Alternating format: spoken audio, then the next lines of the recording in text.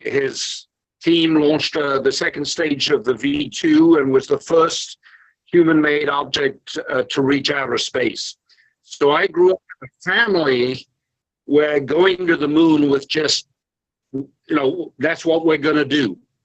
I was 15 years old in 1965, and he organized this Lunar International Lab meeting.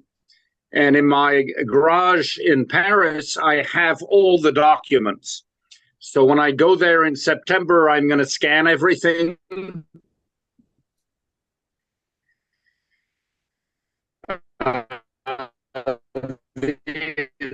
The report itself is available online.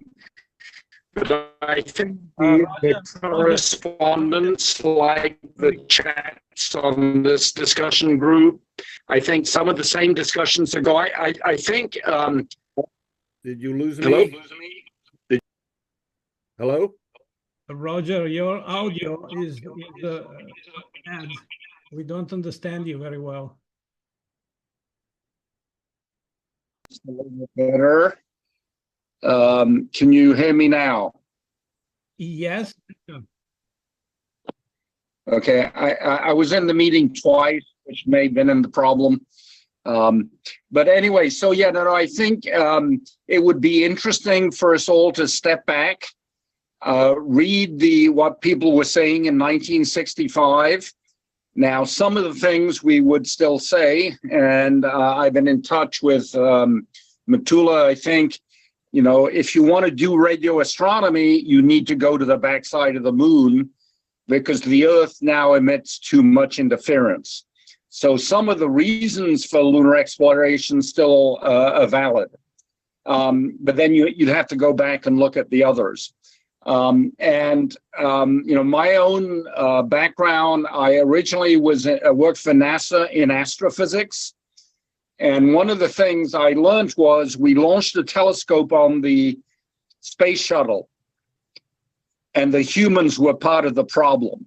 It was so much easier to point a telescope where you wanted in orbit than with humans in the space station or the space shuttle pointing it and doing things. So, I got involved in Carl Sagan's whole discussion that maybe we shouldn't send humans, we should just send robots into space. And now with the invention of modern AI, we could all wear virtual reality helmets and guide the robots on the moon. There's some things you need humans on the moon to do. And so I'm excited about being involved. I don't really have the time to organize it, but I think we now have a group. I forget what her name is. I don't know if she's online. There are a number of people who kind of said, yeah, this sounds like a nice idea to just step back from the future and look at the past and then see, what our ideas from 60 years ago were still valid and which ones we need to rethink about. So I'll stop there. Okay, thank you very much, Roger. So let's try to have a round table comments on the Roger proposal, what we understood of that, what we think is feasible, who will candidate to manage this initiative if we decide to go ahead with it, because Roger said he is not available to be the coordinator of this initiative, so it will need somebody else to be the project manager. Okay, so who wants to comment? And so we can try to understand and to shape what we want to do.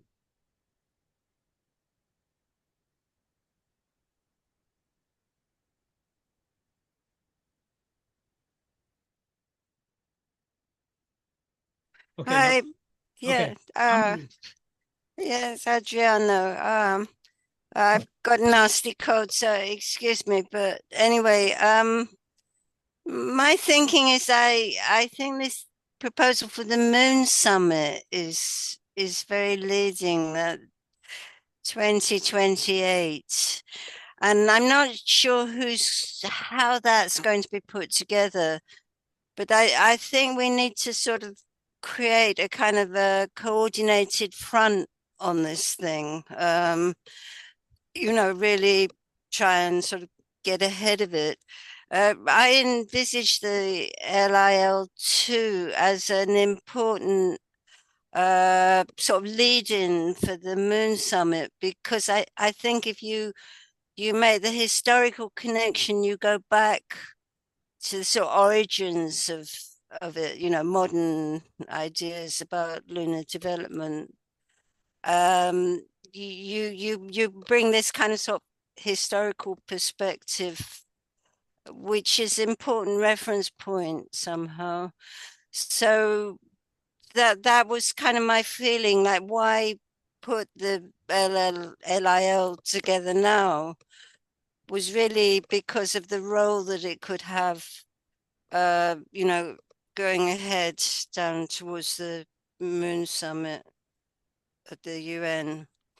I thought it was a very kind of cohesive element because it was non-aligned, and there's a sort of beautiful records of the programs, and somehow it kind of, from a cultural point of view, it made a lot of sense. But I was sure about Roger's idea about robotic robots only. We actually need a lot of people participating and even going there because of this kind of humanistic that side of it, the feeling of all nations participating, and that would make a difference, I think. So, but I mean, I can help in some way, but I'm wondering if maybe the people you're organizing the program in Hawaii, perhaps they would have some idea how to organize LIL2 as well.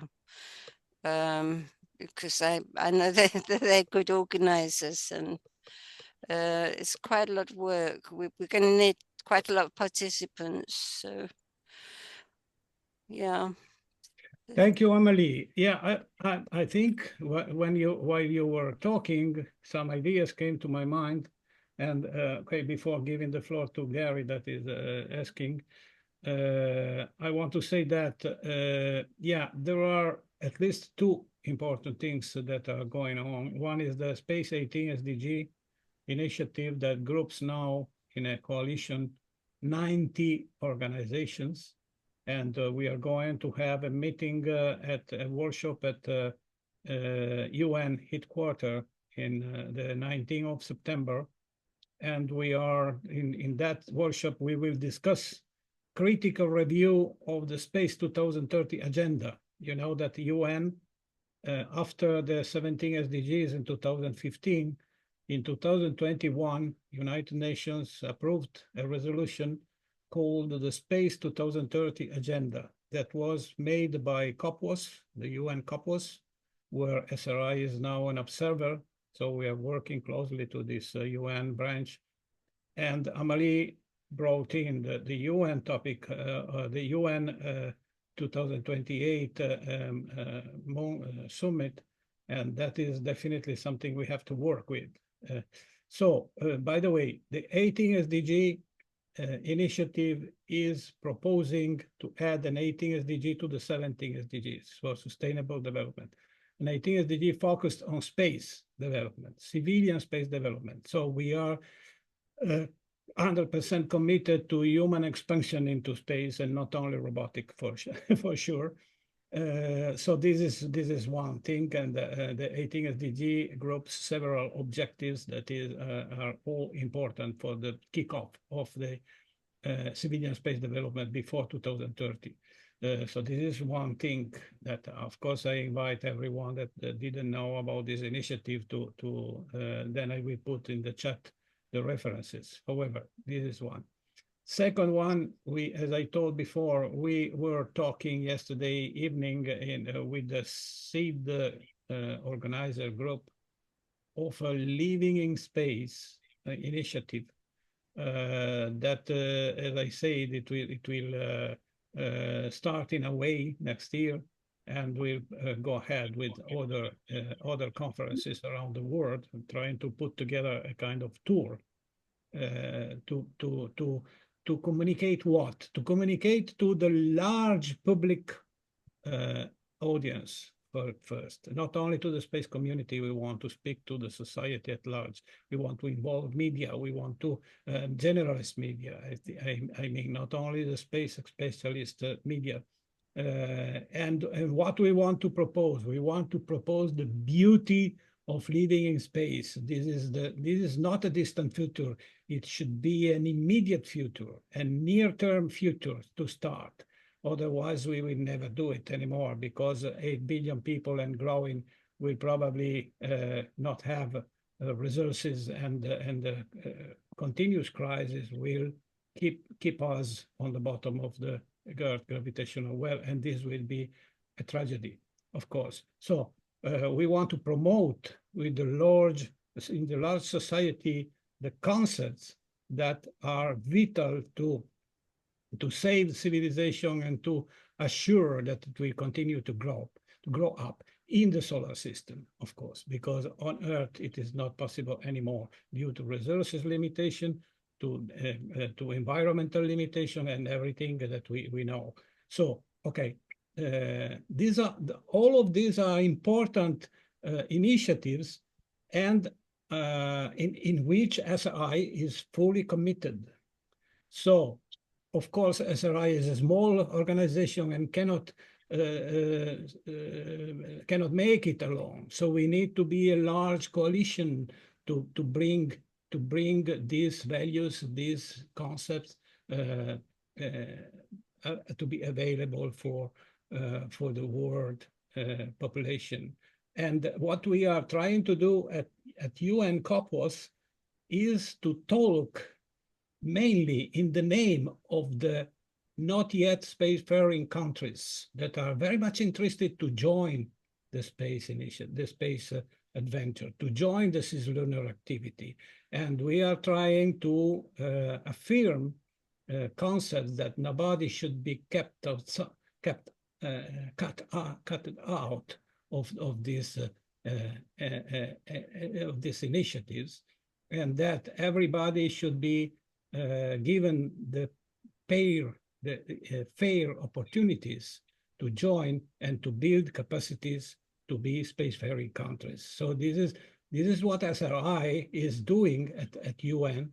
So we need alliance, we need support, we need that all the space community work with us for these objectives. And I think the 18 SDG, the Living in Space initiative, and now probably the LIL 2.0 initiative will be in the same direction, on the same page in this great movement that we are putting together. So then I stop and I give the floor to the other. I think that our first goal could be to write, to put together a paper or an article or a manifesto or whatever we want to call it, explaining why the LIL 2.0, it is a worth thing to do from, as Amalie said, from the historical point of view, but not only, because that concepts are still very actual today and are worth to be reproposed to the large audience. So I think that if somebody will prepare a draft for such a document, it will be a very good thing. And maybe Roger, that is the proposer, even if he doesn't, if he's not available to coordinate the initiative, however, maybe he can put together a draft that we can then discuss and work and okay, contribute to make it. Gary Barnhard has had his hand up for quite a while. Yes, Gary. Indeed. All right, Adriano. Go ahead. Soliloquy over. Okay. With regards to Roger's comments about the past, I think it's useful to channel James Gunn from the listeners in those regards. What matters is not so much the battles of the past, but the past as it relates to the future. We need to be able to learn, from that, and there's certainly important pieces that are necessary. At least we repeat, unfortunate mistakes of the past. More broadly put, though, there's this notion of false dichotomies, which is really problematic. I think and they're not terribly helpful. Okay, there once was a notion that, gosh, gee, do you send people or do you send machines to space? It turns out you need both. And the reality of how the things are evolving, what you've got humans, you've got robots, and you've got advanced autonoma, and we'll be going together. Okay, that's how we maximize the probability of the future that we would like to see coming to pass actually happen. We need to be about that question and not, unnecessarily generating heat on dichotomies that aren't helpful. I think this notion of the living in space, from spaceship Earth to the moon, Mars, and beyond, is absolutely in keeping with the notions of that have been promoted by SRI in those regards. But I think it can be much more than just a mindshare play. We can help frame the discussion, both through SRI and the various sundry other intersecting organizations that can orchestrate better outcomes. And we need to be about that. Thank you. Thank you very much, Gary.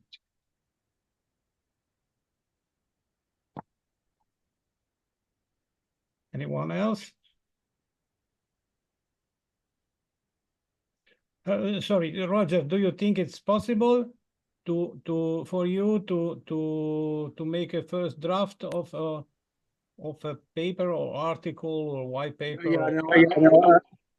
you hear me? Can you hear me? Yes. Hello? Yeah, I can put together something, but I just want to reemphasize, I totally agree with the false dichotomies argument.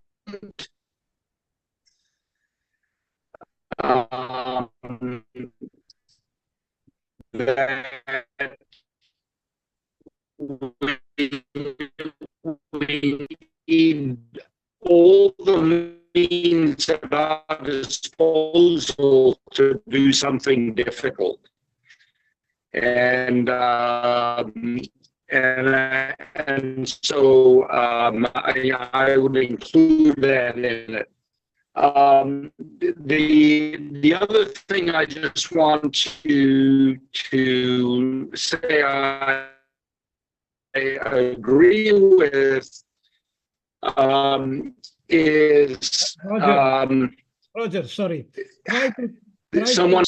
Most conferences, I'm spending an hour with Zipative, and I'll be in touch with a few working. Hello, is that better? Take off your camera. You will have more band if you take off. Okay, can you hear me? Can you hear? Yes. Hello? Yes, go ahead. Is that better? Yes, it's better. That's better.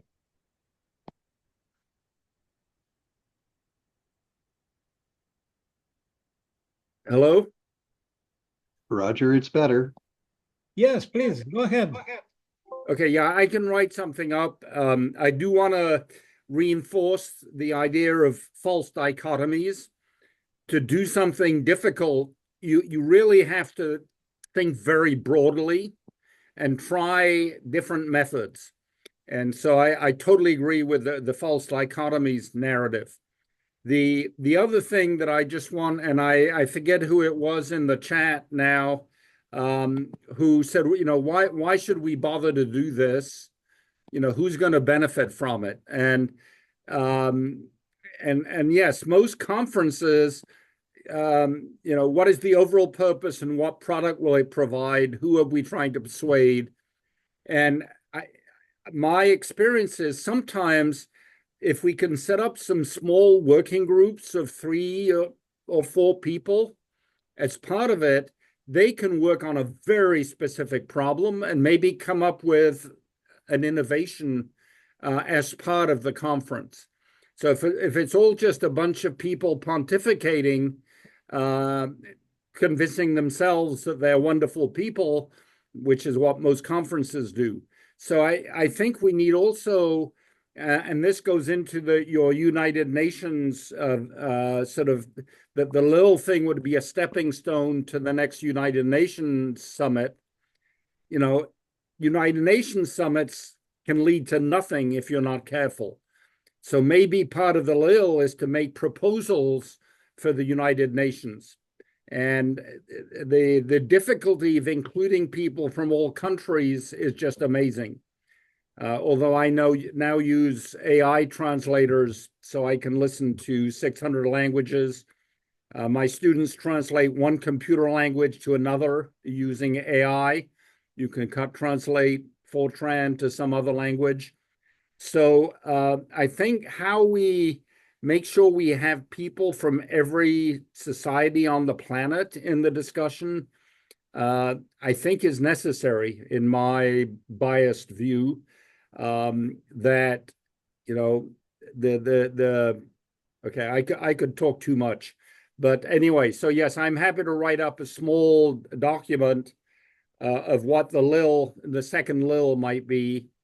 You know, my bias tends to be science exploration focused rather than commercial development.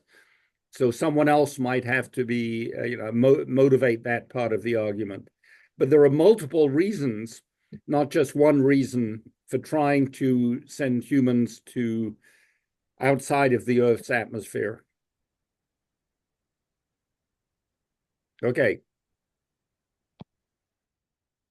Okay, thank you so much. So, okay, I add action item that okay, that we have Marie-Luise Heuser coming in. So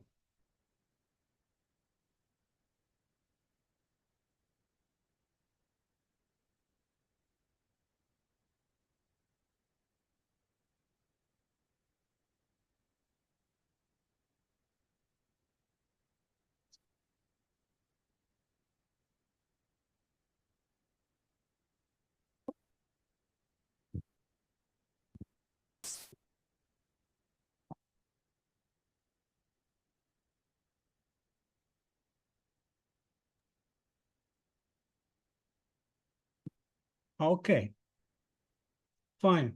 So, Roger, would you like to give us a deadline for the first draft? I start teaching next Monday, so if you give me 10 days, that would work. Okay, so let's say the end of this month, 31 August. That would be fine. Great. And what I would do is I'd send it to you first individually. I complain a lot with my students of email diarrhea. You know, when I get to work in the morning, I have 300 emails, and 90% of them I don't need to read. It's someone saying, oh, I can't attend a meeting. Well, I don't need to know who can't attend a meeting if I'm not the organizer. So I'll send the first cut to you. Okay. In the same time, I will create a small Google group, as you requested, for a small team to work on this on the draft and to organize the follow up. So please, who wants to be part of this small team, write to me and I will include. Okay? Great.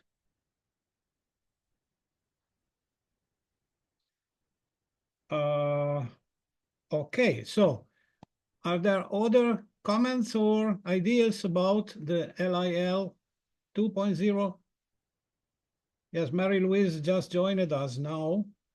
What we did so far, hi Marie-Luise, we were discussing the proposal made by Roger Malina to give birth to an ILL LIL 2.0 initiative that recalls the historic LIL that, if I well understood, it took place in the 60s of the past century. Yeah, we decided that the first step will be to write a draft document. It could be a paper or an article or white paper, or I don't know how Roger will configure it, a conceptual paper, let's say. That will be, the first draft will be made within the 31 of August, and then we can work on it, and yeah, at the end to be delivered by the proposing group of this LIL 2.0 initiative. Okay. Do you have a copy of this YouTube meeting? Can we see it on YouTube, this meeting? Yes, it is. Okay. Recorded, and it will be published on YouTube. Okay, thank you. Great. So if we don't have other comments or ideas about that, we can move to the second point. Okay, I see none. So we go to the second point, that is the idea proposed by Bernhard Foink to prepare a white paper on the lunar development, on the including all what is happening about the moon, the cislunar economy, the resource, lunar resources utilization, and that all of these points are also discussed, are being discussed at UN COPOS, and a very alive argument of discussion in these months. They were also central focus in the 67th General Assembly of COPOS in June. So we will try to outline, let me say, our position. When I say our, it doesn't mean only SRI position. This is the largest group that includes several people from different organizations, but our link that make us to discuss together is that we are discussing in the SRI Open Forum. That is a platform where very open discussion can take place. So this proposal raised during the last month, discussions and exchanges in the SRI Open Forum, because there were many people talking about the moon and incoming activities and incoming cislunar economy, etc. So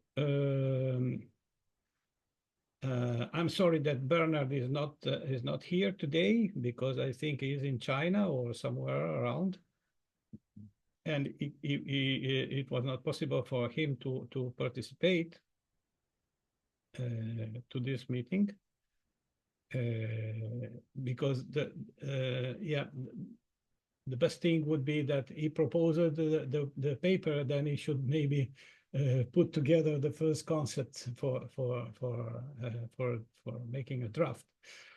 But we also know that Bernhard is not very happy to write. He's more keen to bring his enthusiasm and encouraging young people around the world, and then writing things. He gladly left this task to write things to other people like me and other guys in this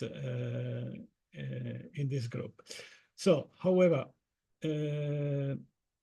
yes, there are many things that should be written and made, and the scope of this second paper it could seem to be similar to the first thing that we were discussing about the ILIL, but I believe that this should be more focused on the incoming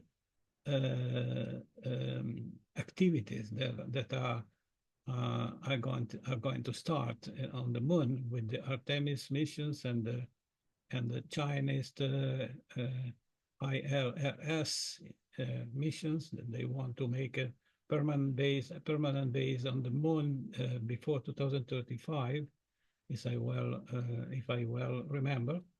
And so maybe this white paper should be more focused on the use of the resources and maybe also on some legal aspects and other topics related to the moon.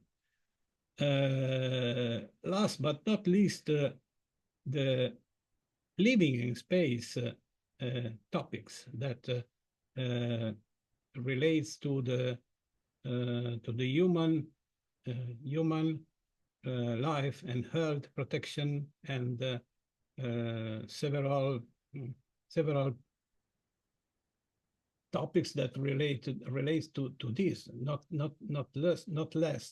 last the moon fine regolith, that is a very hard agent that is infiltrating itself everywhere and making serious problems to, for instance, in the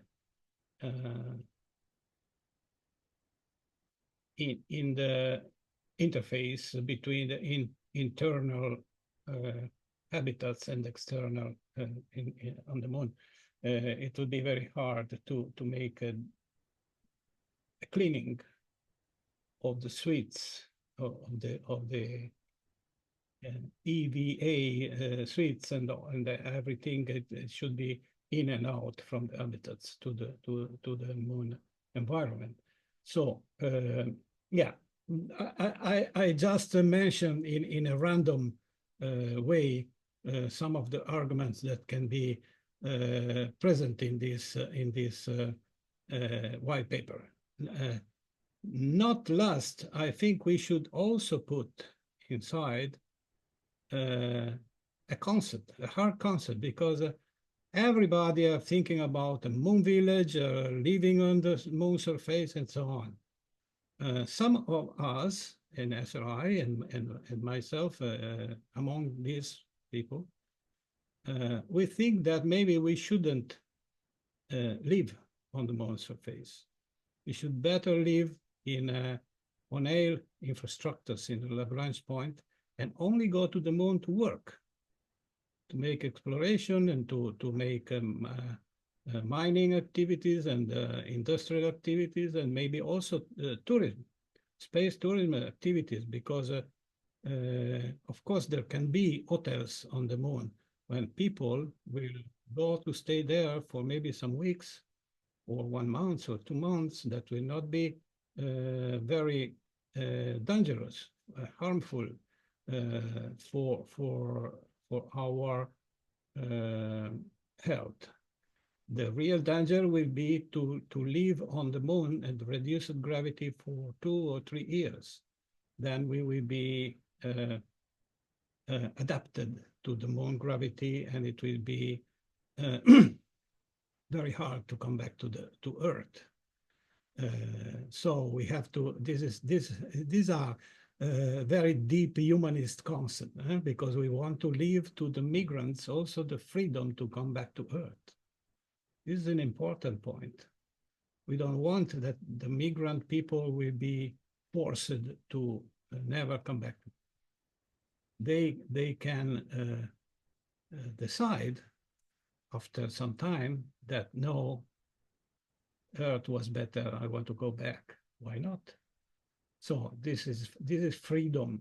Space should mean freedom, not any forcing or constrictions.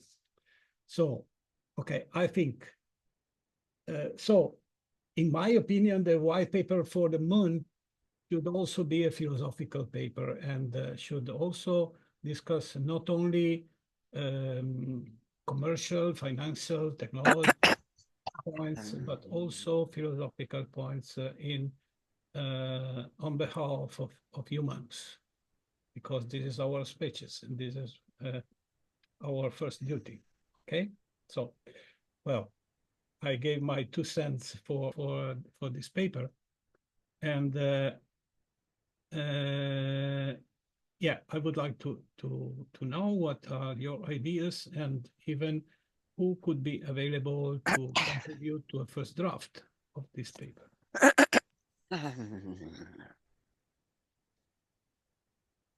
Hey, Adriano, this is Don Barker. Can you hear me? Yes. Not sure how good my microphone's working. I got to drop off here in a couple of minutes, but I've been trying to type up as many thoughts as I can to throw them out there for you guys. My worry is always with white papers is it's just another, set of talking points and interests that people have that they put out to the world, and they don't necessarily ever go in place. I think NASA asks for white papers because they don't want to think about the hard questions and just want free ideas. Maybe that's a little pessimistic there for what NASA's doing, but right now with my history in human spaceflight and where we are and such, I keep trying to post. I've written a couple abstracts recently on this. If we're ever going to really get humans off Earth, I think we need to have a push to get a very large, and I'm putting 200 people as very large, that's the winter population at McMurdo Station in Antarctica, which is basically the best and only analog we have on Earth for a lunar, even a space station base, so to speak. And we haven't ever got any more than 20 people off Earth at one point in time so far. So that leap to getting a large population off Earth to a location where they can manage themselves, basically, with a certain amount of sustainability is the most important thing, I think. Basically akin to McMurdo in Antarctica. McMurdo is a logistics central hub.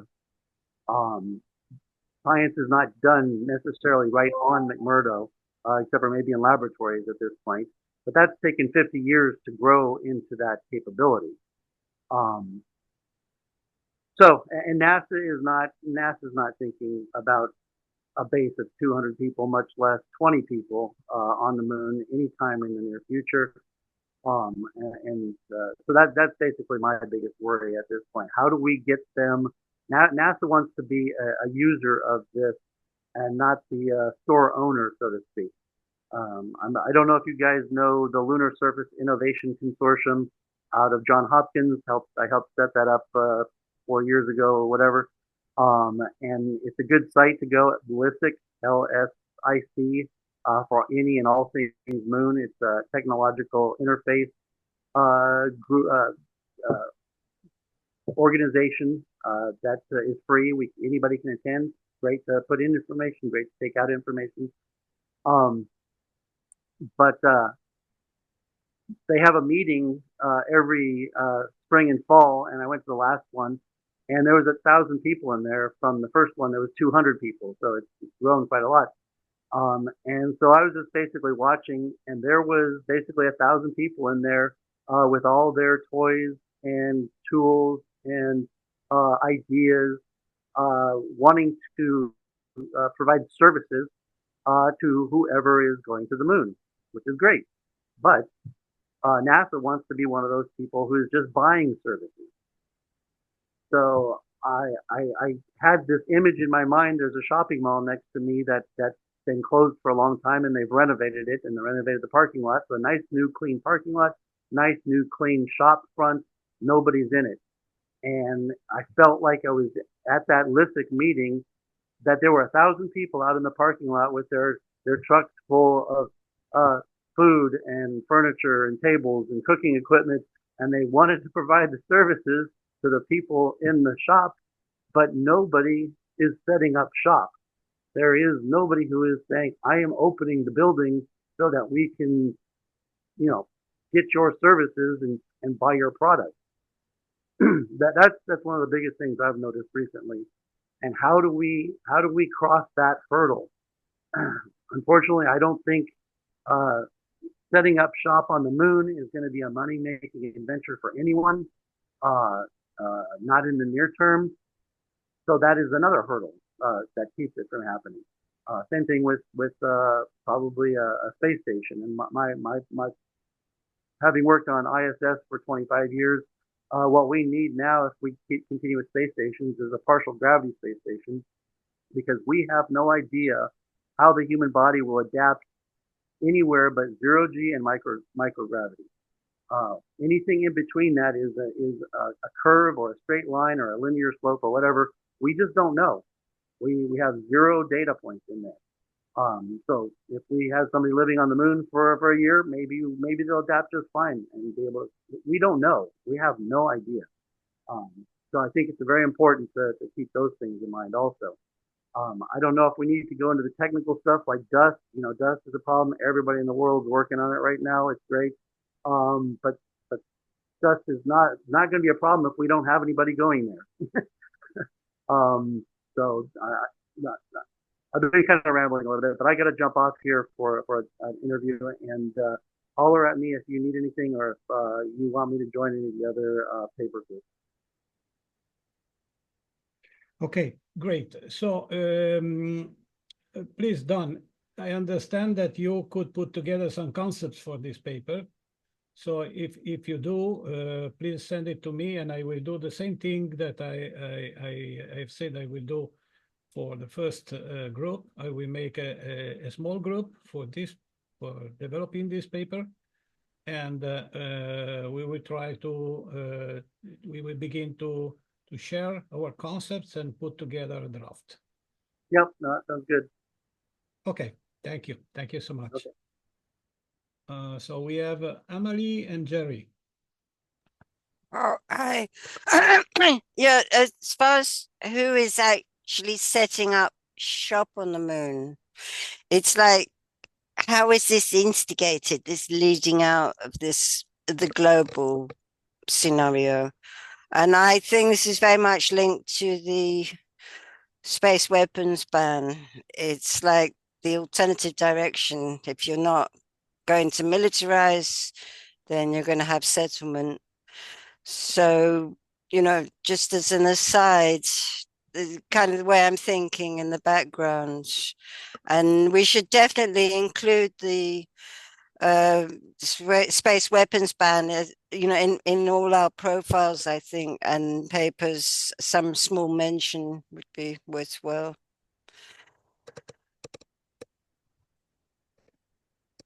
Yeah. Oh. Jerry, I think Jerry was first. Yeah. Okay. To really start things off, we shouldn't just make plans for a structure on the moon. We need to work on something leading up to that. We need to realize that an initial activity should be to develop a small-scale structure in low Earth orbit, or better still, equatorial low Earth orbit, in which we can do some of the necessary medical research. And this will be so much cheaper than trying to begin development on the moon itself. So this can kickstart further activity. And to do this, I would suggest the development of an Island Zero. This could actually house 40 to 60 people. I mean, if we're looking at building up, say, to 200, then that kind of scale is definitely something that could be done, and also could actually be developed within a period of about 5 years, which is actually much quicker than we would need to do to start development of a lunar structure to house 200 inhabitants. So here's a proposal. We could actually use this to kickstart the overall lunar development. Sure, Island Zero could be part of the cislunar project. Yes, in fact, with more radiation shielding, you could have an Island Zero in orbit around the moon. Yes, or in a Lagrange point. Yes. Yeah. So it is. But it could act as a large-scale lunar gateway, for example.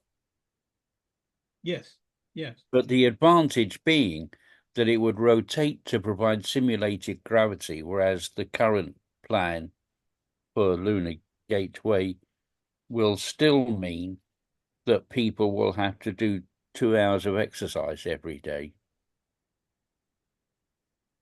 Okay, there you go. Great. So I think now we had Marie-Luise, maybe? Yes, I could perhaps write something about the history of moon romanticism, because I think that we also should take into account that which hopes were combined with the moon image. It's philosophy. It's the history of philosophy. That's great. Excellent. Okay. So I think we have Gary. I would also like to listen Frank, because Frank was silent for the whole meeting, but for sure something is moving in his head, and I would like to listen to him. However, we had Gary. Please, Gary. Yeah, the point that I wanted to make about the lunar stuff is this idea that living in space, understanding what that can come to be is really when you dive into it, trying to understand how the science drives the requirements for human habitation or life in space, how systems engineering drives the requirements, and how sound architectural design drives the requirements. We have to be about the question of not just how people can survive in space, but how they can thrive and have space be a place that people would want to live in, wherever that may be, and helping to frame that conversation, helping to, quite frankly, define what sustainable habitation is, for that matter, is a contribution that we can make to moving things forward, which isn't just a mind share exercise. It actually can materially impact how things roll out going forward. Over. Thank you. Frank?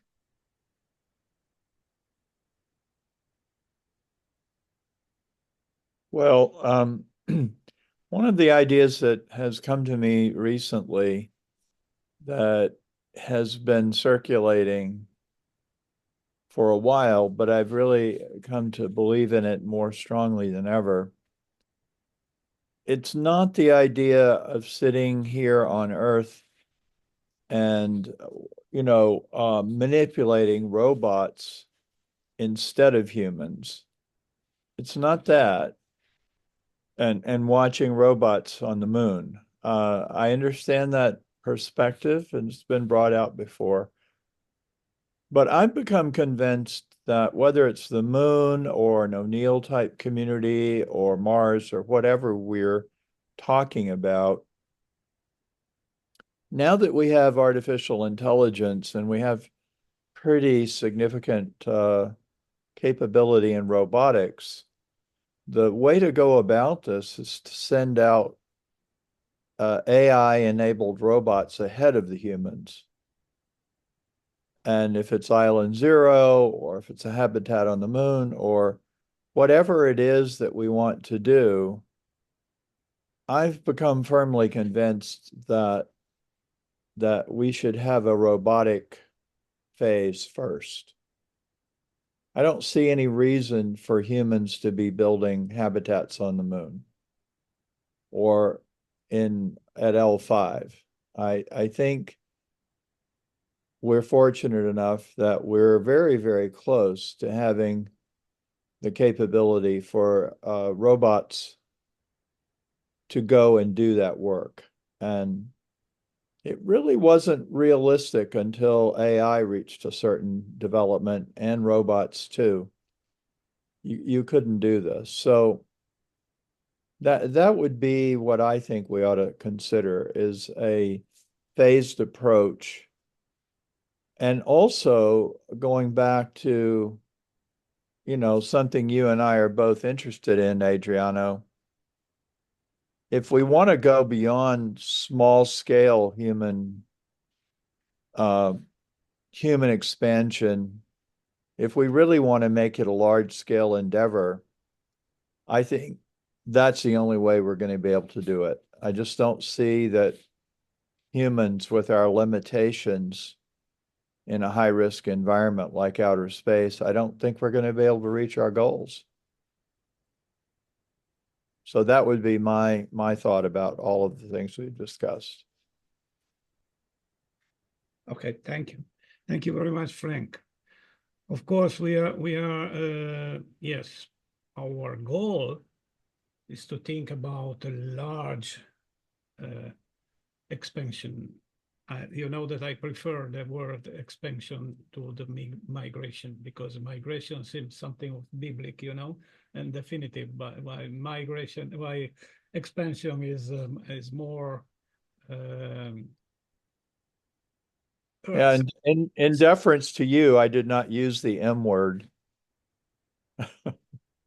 Okay. It doesn't mean I agree, but I didn't use that word.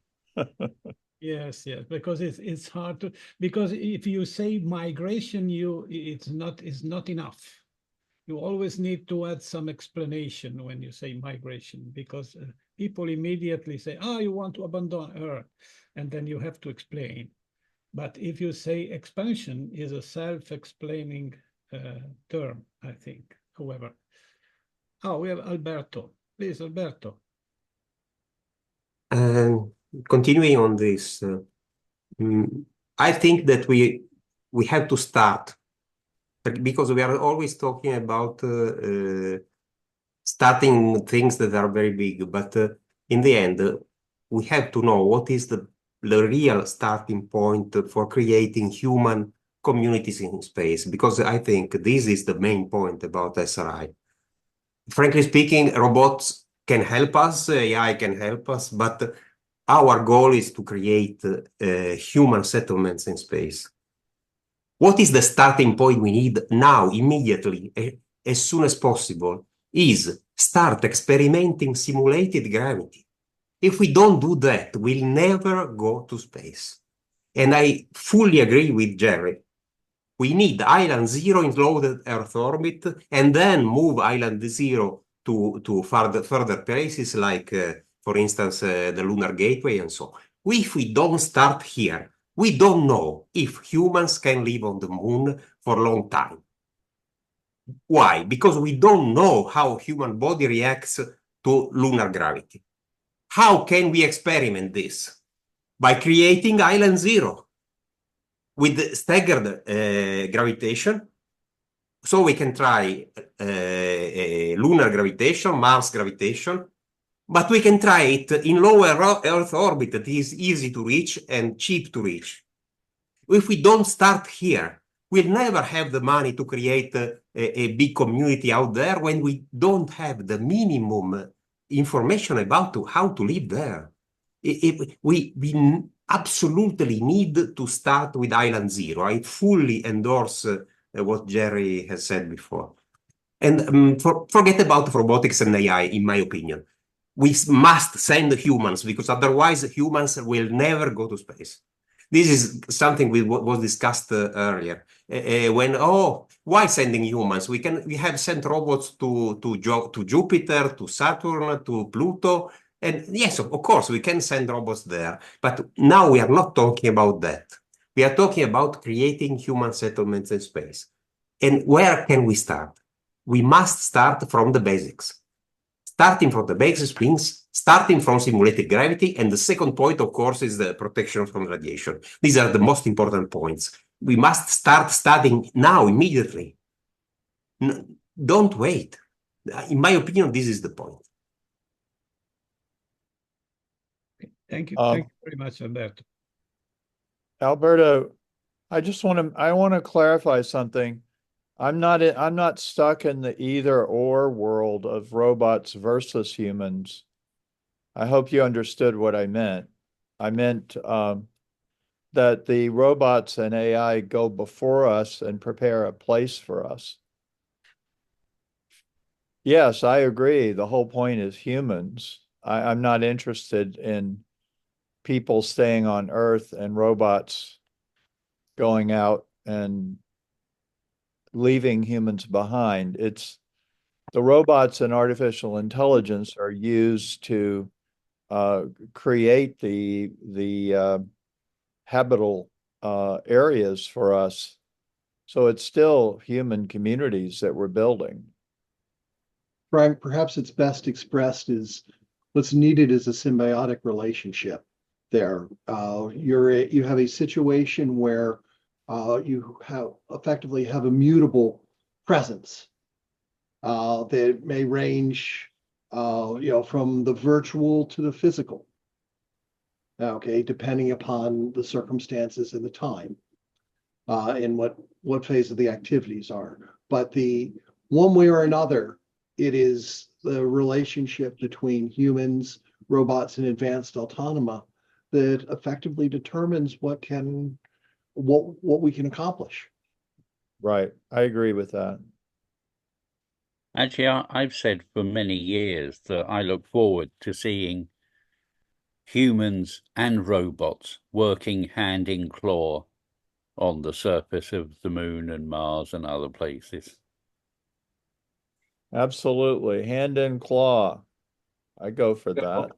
One of the interesting things from the days of the development of what's now known as Dexter, the special purpose Dexter's manipulator, was we were not intent upon having it making paint drying seem like an exciting spectator sport. It was effectively intended to be able to break dance with an EVA astronaut if it came down to it. Okay, but in order to achieve that, what we realized is that we were missing several pieces of the puzzle. One, the robot needed effectively an autonomic nervous system, by analogy, so it could understand where all of its pieces are, what the flows of matter, energy, and data were that were required across different interface planes, both internal and external.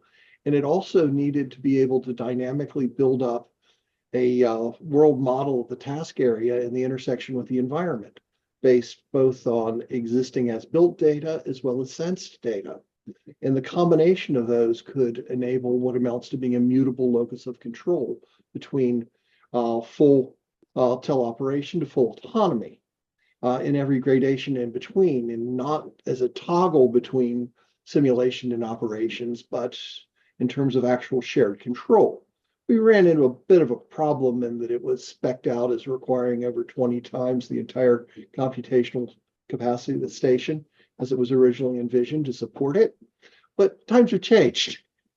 Okay, and that's what we're faced with in terms of basically taking things on where computational resources are not no longer have to be the limiting factor.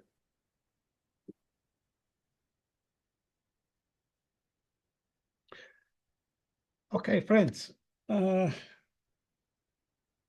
think we made a good piece of work today.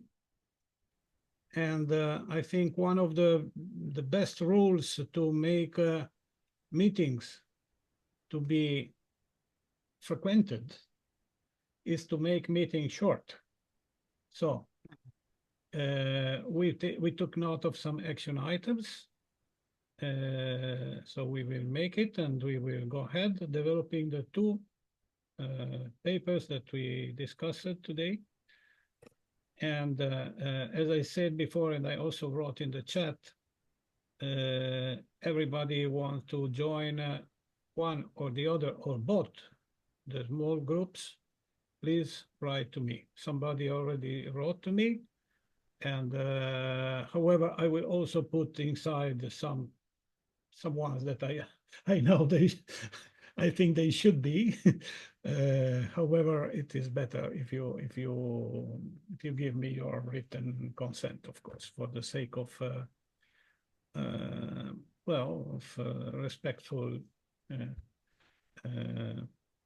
doing. So, if anybody want to add any more comment? Oh, yeah, Amalie was outside. No, she's joining again.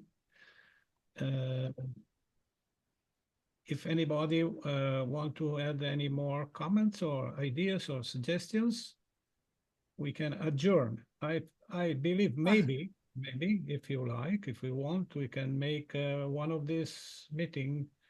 I would say one per month, and not more frequent, because we already have a lot of meetings and calls and engagements. But I think that maybe to meet again in 1 month, it would be useful to understand if we progressed on our initiatives, and what is the point, and what we have to correct, and what we should do next. Okay. So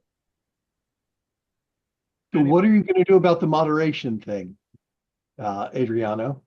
Because quite frankly, I think it's important that when we deal with open forums, that people can, present their views and have an interplay and discussion, and have it be within reason. Going through and endlessly repeating an argument because it makes you feel better and fills up everybody's mailboxes. Okay. Quite frankly, I was ready to, essentially send all of the messages to a recycling folder. Okay, at a certain point, when it was not generating new material. I see what you mean. Yes. I see what you mean. Okay, there is one person, by the way, who is not. I think is not an offense to say the name is Vid, that kept on reproposing the same argument for several times, even if everybody. About the last 20 years, actually. This isn't novel behavior. Yes. Well, so so far I didn't want to moderate this kind of behavior. I was just waiting that the flame was exhausting itself without a need to throw water on it. And maybe when the flame will be completely over, we can introduce this argument of self-moderation. Let me say that when you see that the vast majority of the comments were against you, please stop reproposing. I think it's a simple rule that should be self-intuitive, but if it is not, it would be worth to propose it to the forum. So my idea is to let this discussion to end, and And a way to make it end is when something is reproposed in that way, simple, we shouldn't reply anymore. Then the proposer will understand that maybe his argument is not very popular.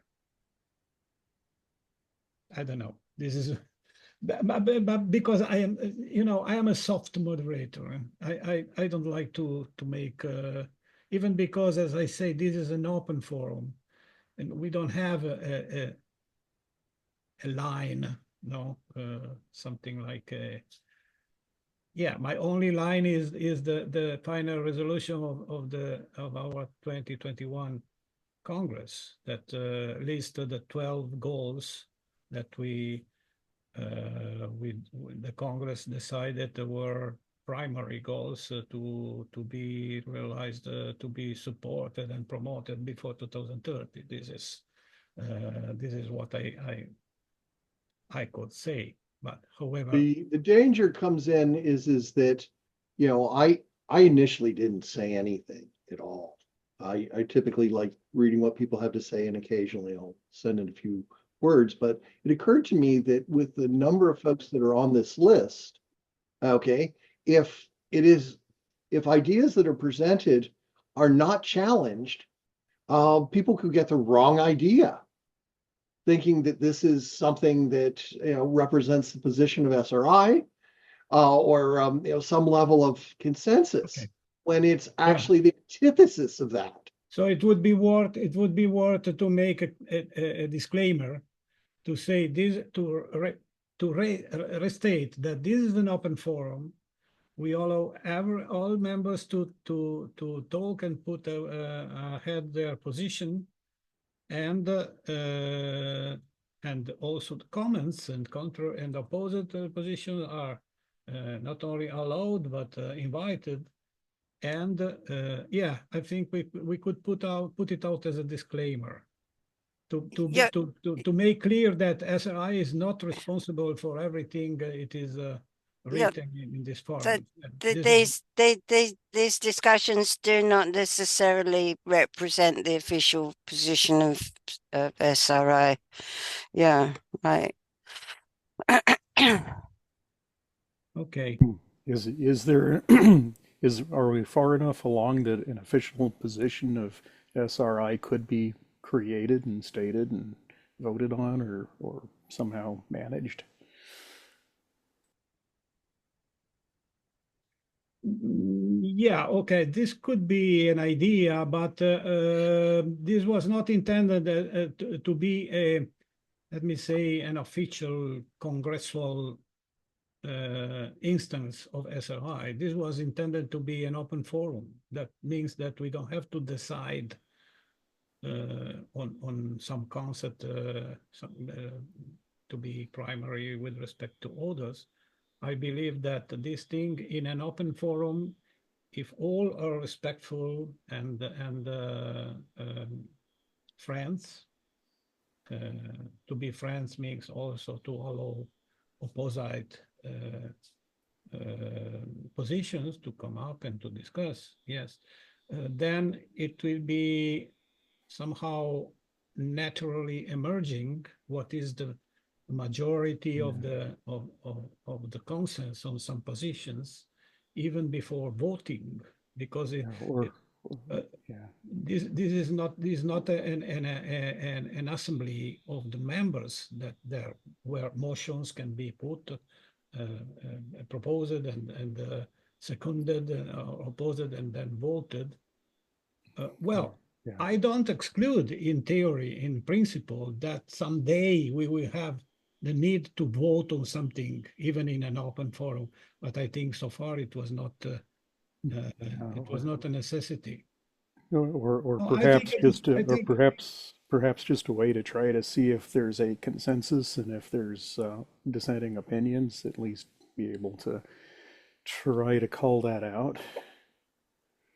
Well, by the way, on the topic that we were discussing, that is the infamous Moon Treaty, I think it was clear that all the comments were against the Moon Treaty, because the Moon Treaty failed. It was only approved by, ratified by maybe 15 or 17 states in the world, and it never come to be in working in place. So I think the position is clear. The majority of the comments were on this direction, and all the comments restated why we think that the Moon Treaty was not a good treaty, and that the Outer Space Treaty was enough, and probably is still enough for what it says then. Okay, of course, it doesn't say things that are should be useful. So this is another discussion that is going on. However, okay, no, I think the disclaimer is a good idea, and I will produce it. Yeah, I mean, even just some kind of trying to get to some consensus whether it should be robots only or joint mission or joint activity with robots and humans, or because there seems to be so much discussion about shouldn't have humans in space and How far do you want to go with that false dichotomy, David? Okay, I really thought we were past that. Well, I hope we are, but just going over some of the messages that were in the forum, it looks like, it's not really clear if there's a position of SRI on this. And as long as we're keeping it as an open forum, this thing keeps seeming to come back. So, I mean, how do we? There is an approach to this that's been taken with other forums. One is that when there seems to be a consensus position, you have a pinned note at the top where, this is, based on, previous discussions that are available in our digests. This is, this represents for X. This represents a consensus from a majority opinion. It's not that it becomes involatile, but it represents there. Also, there are various and sundry voting, uprating, and downrating schemes, or just this this thread should be kept live, or this thread should be tabled. Okay, you can. There's many schemes that can do this without it, turning moderation into a full-time exercise for somebody. But there is how we develop essentially a set of tacit norms that work, in a online community is something that, requires, some effort, and people have to pay attention to it. You don't have to stop for a red light, okay, if you don't want to, but it's a pretty damn good idea if you do, okay? Yeah, and I mean, there may be new information becomes available that suggests reopening a decision or consensus. But I mean, things like, no artificial gravity experiments, or doing artificial gravity, or what level of artificial gravity, or should this first station be LEO where it's down in the debris, or should it be Earth orbiting but maybe above the debris, majority of debris? Is not having 1G a showstopper for lunar when we know we can do 1G, artificial 1G on the lunar surface? That's already been studied. There's a number of different questions that, could, as a result of the forum, try to reach, some kind of consensus on as to how, this group thinks development should proceed. Pure exploration, or exploration and development, or pure development, commercial, whether there's a case for commercial or not. I keep seeing that kind of thing debated. But anyway, that's just, I guess, my take on it. Isn't it the case, maybe I'm wrong, and Adriano, this would be something I think you would know better than I do, or anybody does. Isn't it the case that if you're interested enough to be involved with SRI. There are certain questions that really aren't debatable anymore. For example, should humans go into outer space? I mean, that's not really debatable anymore. If you're in this group, is what I'm saying. Yeah, so you mean non-negotiable positions? Well, yeah, no, I don't mean non-negotiable positions. No, I just if we don't it's think that humans should go to space, we will not be in this group. that's right, and therefore, True. I mean, I think, but there may be other things that are just so obvious that we really don't have to discuss them. And I mean, I think this whole discussion of the Moon Treaty is similar. I mean, it just that was settled a long time ago, whether that was a viable option. I think humans versus robots goes back to what I call mission versus migration. I'm sorry, I did use the M word, but in other words, yeah, there are certain things robots can do on a mission better than humans can do, but we're talking about large-scale expansion of humanity off the planet Earth, and robots can help us. It's not either or. Yeah. Oh, it's And like if I want to move from the city to the suburbs today, I don't go out and build my own home. Like in the Old West in the United States, people would go build their own home or people would help them. I have somebody who has expertise build a home for me and then I go. You know what I mean? So I think it's isn't it an underlying assumption among all of us that we're talking about lots and lots of human beings living and working in the solar system? Isn't that a given? Well, from my read of some of the forum, it doesn't look like that's a complete consensus. Really? Yeah. Well, however, that's arguably looking at it from the wrong, looking at the problem from the wrong angle, because the bottom line, if somebody says, "Oh, but we can't," how dare we go into space because of X, Y, and Z? We're already there. We're frigging on Spaceship Earth. Okay. What we're trying to figure out is how we're going to deal with it in the most constructive manner possible to be the best stewards of life that we can. If they want to sit there and flagellate themselves over their species, they can, but not here. I totally agree with you, and I say it at every presentation I give. I totally think you're right. We're already in space, so what are we talking about here? Now, there are a lot of people on the spaceship who think we should never go outside the spaceship. That's really what we're talking about. No, the point is, and I take this opportunity to talk about that because I always keep my mouth closed, but now I will say it. I don't think that Earth is a starship at all. I mean, a starship is a vehicle that should bring us from point A to point B.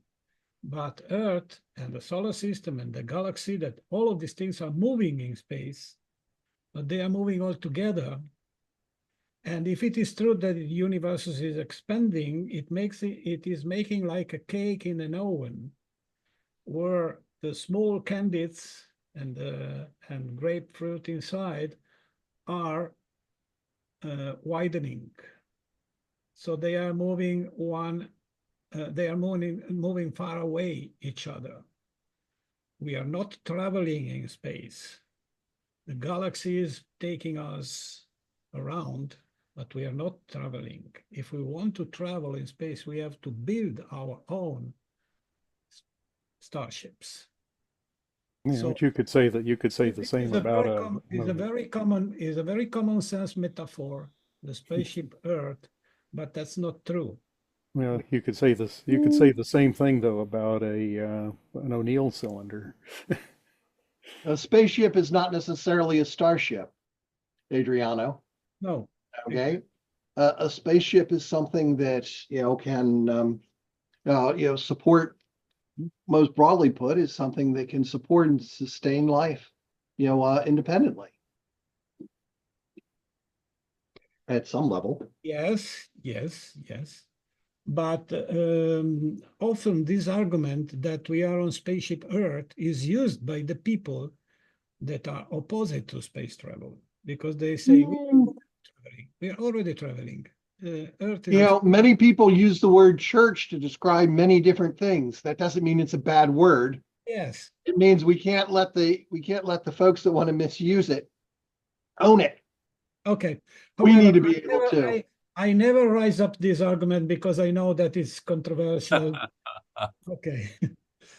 But Adriano, would you agree with the simpler argument that we're already in space? Yeah, that's all right. Because I think that's the main thing. Earth is in space. That was said by Bob Zabring in a lecture that he had, I think, a couple of years ago or 3, in a university. Don't remember where. And long before that by Buckminster Fuller, and long before that by many others. Okay, they. But Bob said it. But Bob didn't just suddenly discover that. Bob said it in a peculiar way that make people to be, oh yeah, you're true, because he was argumenting that Earth is Earth and space is space. At a certain point, he said, but you know what? Earth is in space. It's not somewhere else, and it was quite. He got a certain wow effect with that. As did Sagan's Big Blue Marble. Yeah. As did the original Apollo 8 shot. All of it. All of it is something that contributes, I think, to a broader sort of a hook into a broader understanding that we can encourage and inculcate in our species, that we need to be cognizant of where we live and where we can live, and for being the best stewards we can of life. Yeah, of course. Yeah. Okay. I can shut up now. No. I'm sorry that Marie-Luise is no more here, because I was curious to know her opinion about Earthship, spaceship, Earthship. Yes. Earthship. That's all right. Earthship. I've got to roll to another meeting, everybody, but it's been stimulating and always interesting to hang out with brilliant people. So, Adriano, were you about to end this meeting anyway? I don't want to be rude. Yes. No, I think if nothing else is to be said, we can adjourn. And I take note of several action items, so I think tomorrow morning I will try to put them together and go ahead. Okay. Cool. So thank you very much. And Adriano, if you're still awake, you're welcome. Talk to me. We have a number of things that we're hanging out on. Yes, I know. If you like, we can talk maybe tomorrow. I'm still awake, but I think I will drop. Okay. All right. Have a good one, all. Take care. Okay. Thanks for participating. Ad Astra. Bye.